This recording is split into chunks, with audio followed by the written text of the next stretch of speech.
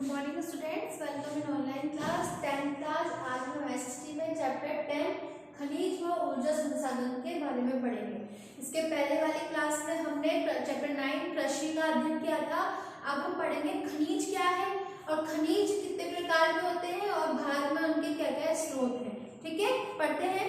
खनिज से तात्पर्य जो हम भूमि को खोद कर बाहर की तरफ निकालते हैं, जिनका खनन किया जाता है या खनन के द्वारा जिन प्रक्रिया के द्वारा हम खनिजों को बाहर निकालते हैं वो खनिज तत्व कहलाते हैं। और उनके कुछ अपने खुद भौतिक या रासायनिक गुण होते हैं उनके अंदर, लेकिन ये क्या होती है, एक सीमित मात्रा में होते हैं।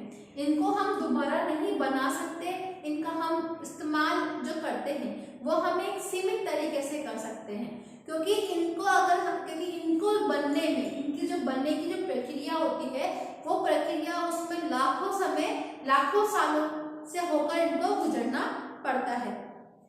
जो कि और जितने भी खनिज तत्व हैं, जैसे कि कृषि हमारे लिए उपयोगी है, उसी तरह से खनिज तत्व भी हमारे मानव जीवन के लिए बहुत ज्यादा उपयोगी है। उसे खनिज संसाधन कहा जाता है, जिसके निर्माण में भौतिक एवं जैविक कारकों का महत्वपूर्ण योगदान रहता है। इस कारण इन्हें अजैविक या फिर जैविक खनिज भी कहा जाता है, जैसे कि कोयला, प्राकृतिक तेल, जैविक खनिजों में लोहा, मैग्नीज खनिज तत्व श्रेणी में आते हैं। भारत खनिज संसाधन की दृष्टि से अगर हम देखें तो भारत एक संपन्न देश है कि भारत में अलग अलग प्रकार के खनिज तत्व पाए जाते हैं। ऐसा नहीं है कि एक क्षेत्र में सिर्फ एक ही तरह के खनिज पाए जाएंगे, अलग अलग क्षेत्रों में अलग अलग तरह के खनिजों, कहीं पे कोयले की खदान, कहीं पर कोयले की मात्रा बहुत ज्यादा है तो वहां पर कोयले होता है, कहीं पर सोने की मात्रा ज्यादा है स्तर पर तो वहां पर सोने की खानें होती हैं, कहीं पर पेट्रोल के कुएं हैं तो वहां पर पेट्रोलियम का काम किया जाता है। तो ये सभी चीजें क्या है, हमारी भूमि के अंदर से खनन की प्रक्रिया के द्वारा बाहर निकालने की प्रक्रिया होती है। यहाँ के भूगर्भिक संरचना के विविध खनिजों के पदार्थों का यहाँ पे प्रदान किया गया है और हमारे प्रकृति ने हमारे भूमि के अंदर अनेक स्तरों पर या अनेक परतों में यहाँ पे खनिजों का निर्माण किया है। देश के 96% खनिजों का भंडार मुख्यतः प्रायद्वीपीय पठारी भागों, अरावली पर्वतीय क्षेत्रों में, ब्रह्मपुत्र घाटियों में, हिमालय क्षेत्रों के दक्षिण तटीय प्रदेशों में स्थित है। कि हमारे भारत के अगर प्रतिशत में देखें तो 96% जो है वो खनिज इन क्षेत्रों में, जैसे कि ब्रह्मपुत्र घाटी के किनारे, हिमालय क्षेत्र के पठारी जितने प्रायद्वीपीय पठारी क्षेत्र होते हैं उनमें खनिज तत्वों की मात्रा अधिक होती है। ठीक है, अब भारत में खनिजों को अगर हम देखें या उसके भौतिक और रासायनिक गुणों के आधार पर अगर हम उसको बांटे तो अगर हम खनिज को दो भागों में बांट सकते हैं। पहला है धात्विक खनिज, दूसरा है अधात्विक खनिज। धात्विक खनिज जो होते हैं जिनमें धातु का कुछ अंश होता है या धातु की मात्रा होती है, ऐसे खनिज जिसमें धातुओं के अंश होते हैं या उसे धात्विक खनिज कहा जाता है। उसको भी हम दो भागों में बांट सकते हैं, जैसे कि लौह धातु और अलोह धातु।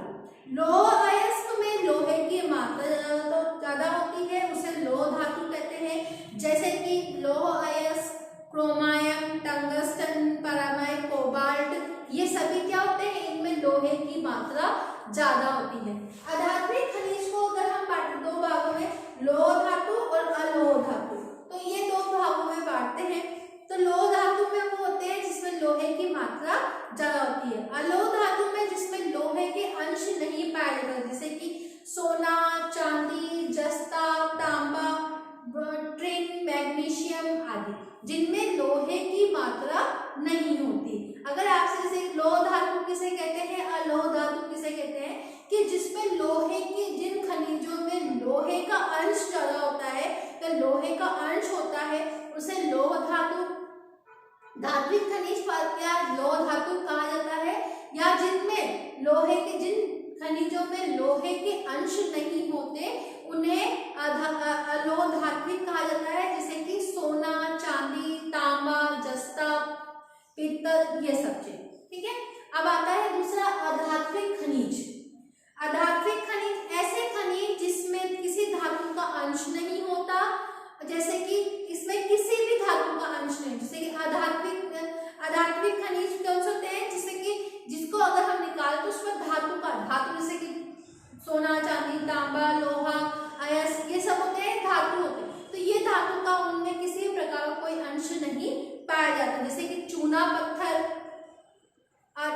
ब्रोमाइट, अब्रक, जस्ता, जिप्सम आदि।